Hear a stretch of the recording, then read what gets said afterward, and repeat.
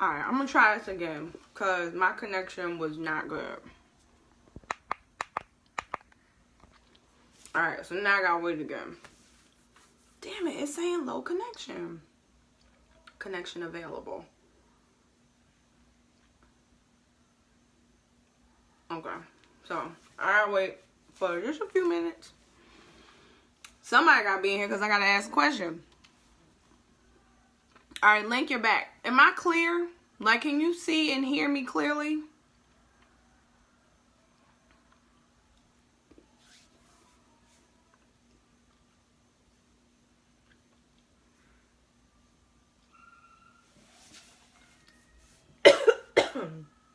I'm gonna wait a few more minutes. Excuse me. That's when you chop up the Smartie and it becomes powdery in your throat. See, there it goes, saying low network connection.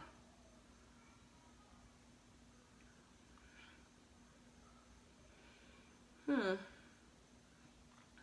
hopefully this is coming through clearly. I can't tell.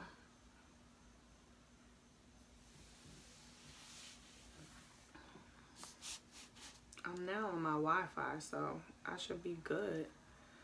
Although the connection down here in North Carolina is a little bit sucky, so we'll see.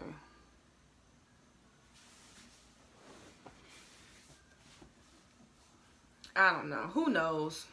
Hopefully you guys can hear me and you guys can see me. It doesn't say low connection. Hey, Crystal. It doesn't say low connection anymore. So hopefully you guys can hear me and see me. So I'm just going to wait for like 60 more seconds and then I'm going to say what I was saying already in the one that I just deleted. So let's wait a little bit more. I hope that everybody is having a wonderful day. It was kind of hot here today. Rainy off and on, but nonetheless hot. Connection available. Dang. Keep saying that. If y'all can hear me and see me clearly, can you just let me know so I can make sure that I'm not like breaking up or anything like that? I don't know if it'll show it on my end, but just let me know. Just let me know.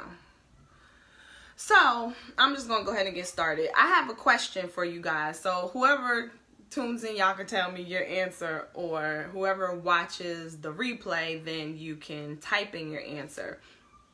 So, in a nutshell, you saw I put this is day 3 of me doing Facebook Live. So, my coach gave me an assignment to do 30 days of Facebook Live. On my day 1, I explained like where it all came from and the purpose of it. So I'm not going to get into that again, but excuse me, got to preface it so y'all know like why am I on here every day.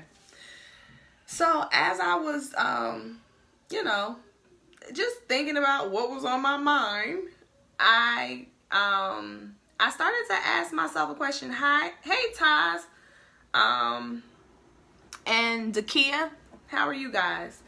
So I thought about a question, especially for people who have children. What would you say drives you on your day-to-day, like in your day-to-day movements?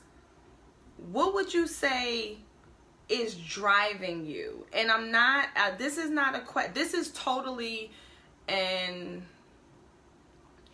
internal question, right? So you can't, is it tripping out, y'all?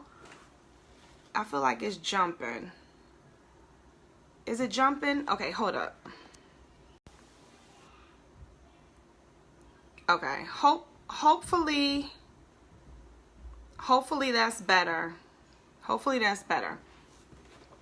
So on a day-to-day, what would you say drives you? And it can't be, you know, my kids or my family. I mean, technically it can be, but I'm asking this question for a reason. So would you say that your a summary of your day-to-day movements is driven by what you believe makes you happy? Or would you say that a summary of what drives you on your day-to-day is to survive in said world? So now we're talking about, well, like I don't get up and go do what I love doing and get excited because, you know, even though I might work a job that I don't like, I'm gonna come home and I'm excited throughout the day because after I get off of work, I can come home and work on my passion or what makes me happy?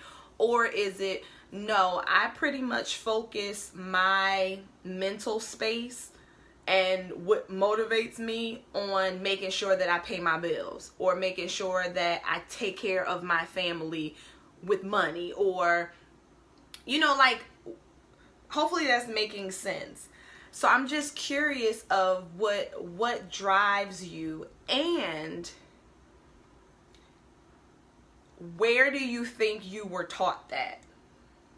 Okay? Where do you think that you were taught what drives you? So in other words, were you raised with parents or guardians who always told you, like, it's important for you to figure out what brings a smile to your face? I know that you know, go to school, yes, and get an education and be able to support yourself and things of that nature, but I want you to always keep the focus on knowing what you enjoy and what you're passionate about. Or were you taught, listen, you gotta go to school, you gotta get a good education because you have to figure out how to make some money so that you can survive out here in the world. If you're gonna have a family, you have to be able to take care of your family. Like, what were you taught? Or were you taught a merger of the two? It's important for you to figure out what makes you happy, and if you pursue that, that will take care of the rest. Curious. Anybody can chime in. And then for the parents, what are you teaching your kids? Like, when you're talking to your children on a regular basis. So this again is like the summary of your day with your kids, right? Do you find that your focus is more on, especially if you have kids that are in school, do you find that your focus is more on, like, making sure that they did what they were supposed to do in school, that they're focused on stuff from in school? Are you figuring out a way, are you plugging into or identifying areas of interest, of passion for them and helping them to move in that direction? Or is it, listen, you got to go to school, you got to do this, but then you can do what you're passionate about? Did what you said, my kids. I wasn't taught anything. Hold up. I wasn't taught anything. I never had nothing, so I know how it feels, and I don't want my kids to go through that. My kids. I wasn't taught. So then, what would you say? And I know you might have came in after I said it. So I know that for most of us with children, the obvious answer is like, my kids motivate me on a day-to-day. And I'm not saying we're not passionate about our children. I just am, I want to look like internally, you know what I'm saying? So would you say that aside from your kids being your motivating factor, like, your passion for something in particular is what helps you to be happy when you wake up each day to go out, you know, into the world? Or is it, well, no, I focus on working this job I have, or doing these gigs I do, or building this business because I want to be in a position to take care of my family? And I'm asking this question because sometimes, I mean, as a parent, being a parent is so different than when it's just you without kids. And, you know, like, you're hopefully you get to the point where you start to kind of question your moves and what like what kind of foundation you're setting, right? And for me, I know that, oh, my light went out. I know that a lot of who I am now is a product of what my parents instilled in me. You know, the good, the bad, well, the good, the not so good, the stuff that they focused on, the stuff that they didn't focus on. So, and I was raised by baby boomers. And so I know that like the baby boomer era was heavily focused on being in a position to like work, and you know, you make money, you being in a position to get a job so that you could have, you know what I mean, the American dream maybe, or just have enough so that you could have your family, you know, go on a vacation, and things of that nature. So I'll oftentimes ask myself, like, what from the way I was raised might I need to reflect on and perhaps tweak to make sure that I'm not carrying on something with my children that either I really don't want to, or that won't really get them to where I want them to be. And you know, I think all of us want our kids to be happy and live productive and purposeful lives. And while my parents supported me with, you know, any endeavor that I showed interest in, I know that education was extremely important for my parents, and the connection of education and having a good job, like that's what it was.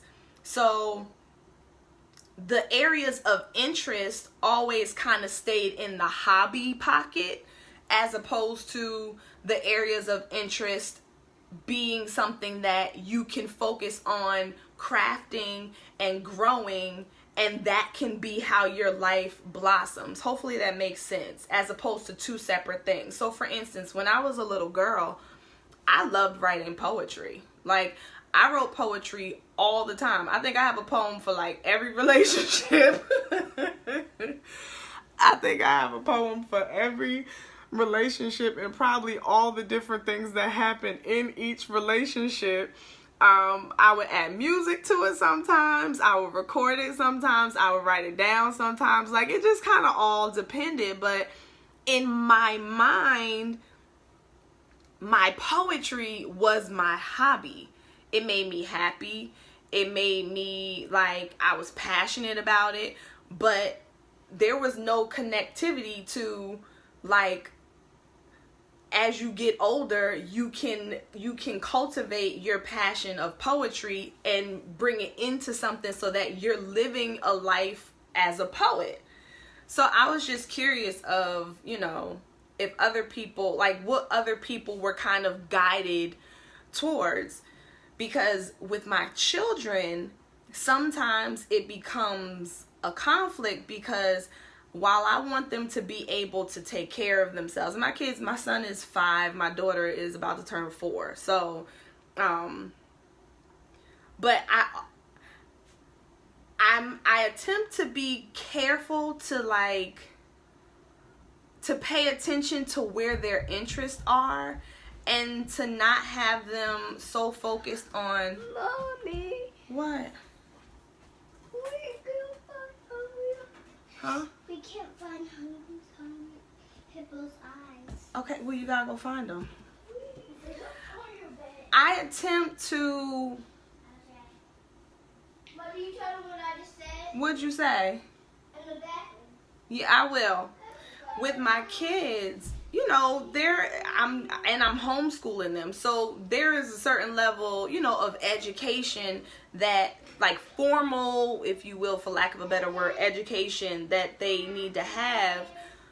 But I also am attempting to figure out, all right, like, what makes you, like, what makes you happy? You know what I mean? Like, what are you passionate about? What are, what do you get excited about? And how can I help you to identify it? How can I identify it? And how can I help to support you in knowing that your life as you get older doesn't have to part ways from that? You don't have to, like, as you get older, feel like, dang, I used to always love sculpting stuff with Play-Doh, but my mom taught me that Play-Doh was just a kid's toy, that as I get older, you stop playing with Play-Doh. As opposed to, well, maybe you actually like sculpting. So, like, let me massage that passion and see if that's something that you want to bring to light. Hopefully, does that make sense? Is anybody still in here? Oh, I agree. I always ask their opinion on what they want to do and not what I want them to do. Yes. How old are your kids, Dib? Or even what interests them. It amazes me what they're into. That's just the thing, right? Especially with Jordan. You kind of loud, babe, okay? Especially in today's day, like, I was just having this conversation with my niece the other day because she just started college.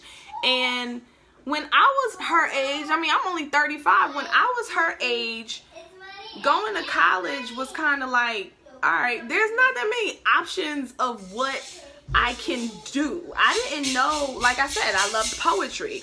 I never, ever, ever, ever would have thought that I could make a living or live my life, rather, in the world of poetry. Like, it always seemed like that's a hobby. Keep your little passion over there and figure out what you're gonna do to make some money. So my daughter is 12 and 8 and my son is 10. Okay. Yeah. Yeah, because, I mean, parents, we got a hard job. Like, I've gone to my parents plenty of times and said, I get it. You know what I mean? Like, I get it. When I was a little girl, my parents put me in piano lessons. I loved playing piano lessons. But the teacher I had, she was mean. She was mean and boring, right? So every time I went to her house to practice, like, her daughter was always getting in trouble. She just seemed so stiff and stuffy. So it got to the point where I told my parents I didn't want to do it anymore. What I realized now even before 35, because I took piano lessons. I started piano lessons as an adult 2 different times and stopped. But what I realized was I loved the piano. I still love the piano. I didn't want to quit piano. I didn't like my teacher. I needed my parents to see that I was passionate about playing the piano, but that the teacher did not match what I needed. So they needed to move me to another teacher. But I didn't know that. I didn't have any other reference point. So my assumption was, damn, if I'm going to play the piano, I got to play like she's teaching me. I didn't realize that I could learn to be a jazz pianist where I can learn to play more from my emotion and more from, like, the vibe. And it doesn't have to be so, so organized and so structured. You know what I'm saying? So and my dad and I talked to him about it the other day because I'm like, I don't fault you, but it's important to pay attention to that because I don't want to put that on my children either. You know what I'm saying? But the flip side is as kids, when things get hard sometimes, they may not want to do it that day. And it's tough as a parent because you don't want to make a kid do something that they don't want to do.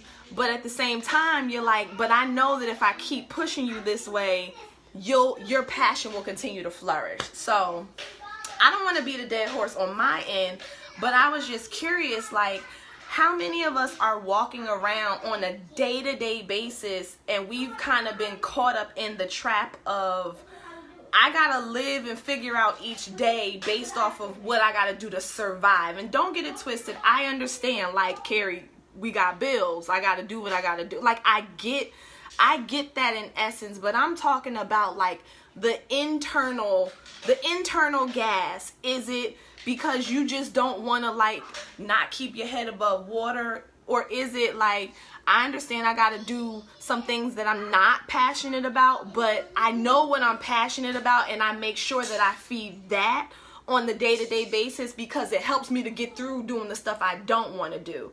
I just feel like there's a lot of us that are walking around not even really plugged in to what we want to be doing, to the happiness that we want to have, you know what I mean? To the passions that we really have sitting in the closet. We kind of keep it back there because we haven't been taught that it should go hand in hand, you know what I mean? So, and a lot of our passions probably were birthed when we were younger. So it's easy as an adult to put the passions that were discovered when you were a kid to the side, because you know we're taught don't get me wrong with this, I don't want to quote the scripture wrong, but you know, like, as I become a man, I start to do man things. Like, help me out, y'all. I'm no longer a child, so I had to put away childish things. As I become a man, I had to start to do things like a man. I don't know the exact scripture, but y'all know what I'm saying. So, and I get the purpose of that, but I think that we also cut off a very important part. So, yeah, I be upset. My son don't like basketball, but I said, okay, find something you do like, and he's into baseball and soccer, but he's Spanish, so that comes along with it. But that's what's up, because some people, it would be hard to transition from what they want to do to what their kids want to do. And that's the other thing, because a lot of parents probably didn't nurture what excited them as a child, like as they grew up. I think that sometimes we might attempt to live vicariously through our kids, right? So, again, I'm 35, and I know I love playing the piano. So, it would be easy for me to, like, force the piano on my kids at a young age so that they don't go through what I went through, but they might not like the piano. So, I hear you on that. Hi, Reverend Stapleton. So again, before I close out, I just want to give anybody who's still in here an opportunity to share your answer. And again, if you're not here live and you watch the replay and you want to share, please let me know, because I'm just curious of what drives you overall on a day-to-day basis. Excuse me. And this is something that only has to do with you. So you can't say your kids drive you or your family. I'm trying to understand if more of us are fueled by survival, you know, making my money so that I can do X, Y, and Z, or what makes you happy, what truly makes you happy, feel your sense of purpose, feel your sense of pleasure and, you know, fulfillment. I'm just curious. And so if there's anybody else who wants to answer before I close out, please feel free to share. Please feel free to share. And if you don't feel comfortable sharing, I hope you still ask yourself the question, honestly. And if you are, you know, waking up every day and your internal motivation is fueled by your passion, then I think that's awesome. And I think there's someone out there that could benefit from learning how you do it. But if you don't, then I would challenge you to, one, figure out what it is, and two, to see how you can start plugging into it. Because I don't believe, I'm a God-fearing person. I'm a God-loving person. I don't believe that He put us here to be unhappy creatures or to just exist, you know, to pay a bill, I don't feel that. I feel like our blessings, our gifts are connected to what drives us, what we're really passionate about, and the only way like that can really be activated is if you plug into it. You know what I mean? So I think it's important for us to learn how to tap into it and to teach our kids how to tap into it. So I don't want to get all corny like, and the world will be a better place. But I mean, it would be a better place. I'm just not a lazy person. I wouldn't feel right as a man to not get up and grind and do what I have to do to survive. Yeah, no.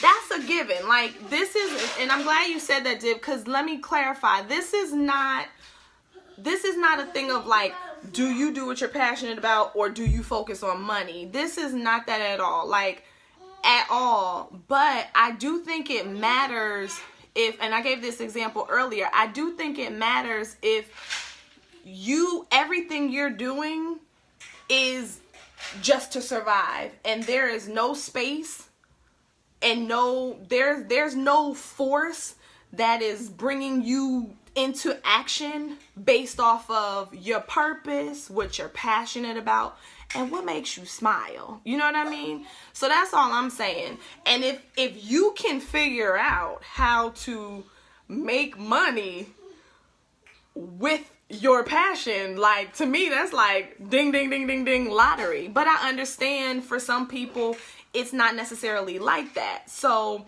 I get that you still got to take care of your business.